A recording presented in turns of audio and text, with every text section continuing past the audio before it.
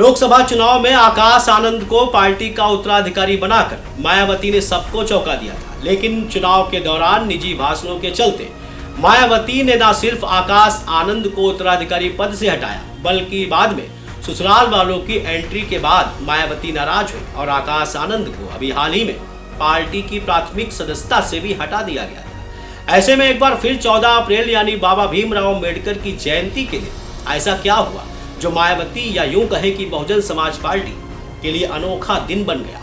आकाश आनंद अचानक मायावती से माफी क्यों मांगने लगे? मायावती ने माफी को स्वीकार तो कर लिया, लेकिन अपनी शर्तों पर। आखिरकार मायावती बार बार आकाश आनंद को कभी बाहर तो कभी पार्टी के अंदर क्यों जगह दे रही? इसी कंफ्यूजन को जानबूझकर तो अंजाम नहीं दिया जा रहा। इन तमाम सवालों के जवाब के साथ मैं पीयूष मणि अवस्थी फिर हाजिर हूं एक बार आपके सामने। आप देख रहे हैं इंडिया जंक्शन की खास पेशकश सत्ता का बायोस्कोप। दरअसल मायावती और आकाश आनंद के बीच जो सोशल मीडिया अकाउंट एक्स पर बातचीत हुई, ये बातचीत तो हम बाद में बताएंगे, लेकिन पहले आप ये जान लीजिए कि आखिरकार मायावती से आकाश आनंद ने सार्वजनिक रूप से माफी मांगी और पार्टी में वापसी की अपील की है। आकाश आनंद ने अपने सोशल मीडिया अकाउंट एक्स पर एक के बाद एक 4 ट्वीट किए। मायावती ने सार्वजनिक माफी दे दी, लेकिन उन्होंने लिखा कि वो बहन जी को एकमात्र राजनीतिक गुरु और आदर्श मानते हैं और पार्टी के हित में कभी भी रिश्तेदारों या ससुराल पक्ष को बीच में नहीं लाएंगे। आकाश आनंद ने अपनी पुरानी गलतियों को स्वीकार करते हुए माफी मांगी और अपील की है कि उन्हें दोबारा पार्टी में काम करने का मौका दिया जाए।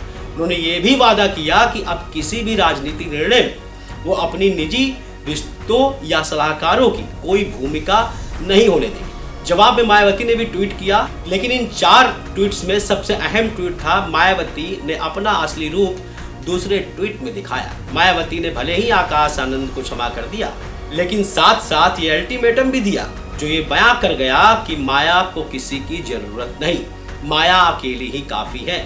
माया अपने दूसरे ट्वीट के दौरान लिखती है, वैसे अभी मैं स्वस्थ हूँ और जब तक पूरी तरह से स्वस्थ रहूंगी मान्यवर काशी राम जी की तरह पार्टी में मूवमेंट के लिए पूरी जान जी जान से पूरी तन्मयता के साथ समर्पित रहकर काम करूंगी।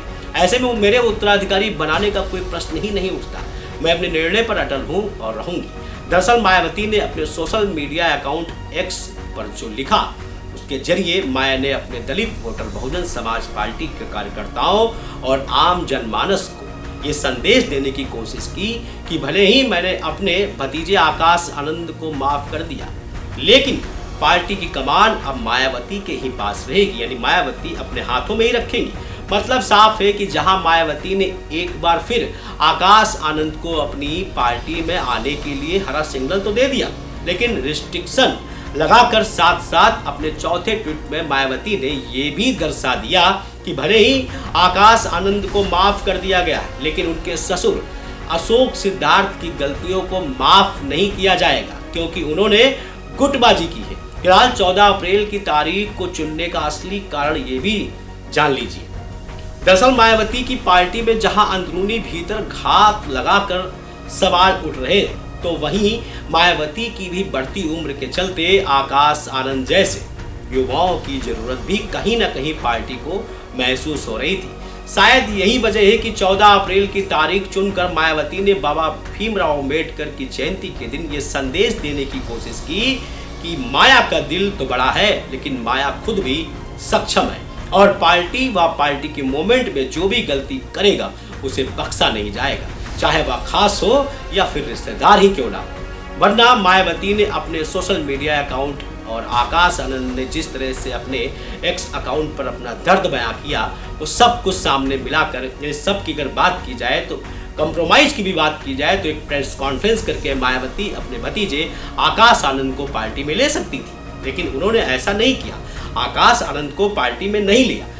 फिलहाल हमारी ये पेशकश आपको कैसी लगी और 14 अप्रैल के इस खास दिन हमने माया और आकाश के रिश्तों की कहानी और उनके बीच में ऐसा क्यों हुआ, इस बात की सच्चाई आपके सामने लाने की पूरी कोशिश की। हम फिर हाजिर होंगे सत्ता के नए बायोस्कोप में। तब तक देखते रहे, बने रहे इंडिया जंक्शन। खबरों से जुड़े रहने के लिए सब्सक्राइब करें हमारा चैनल इंडिया जंक्शन।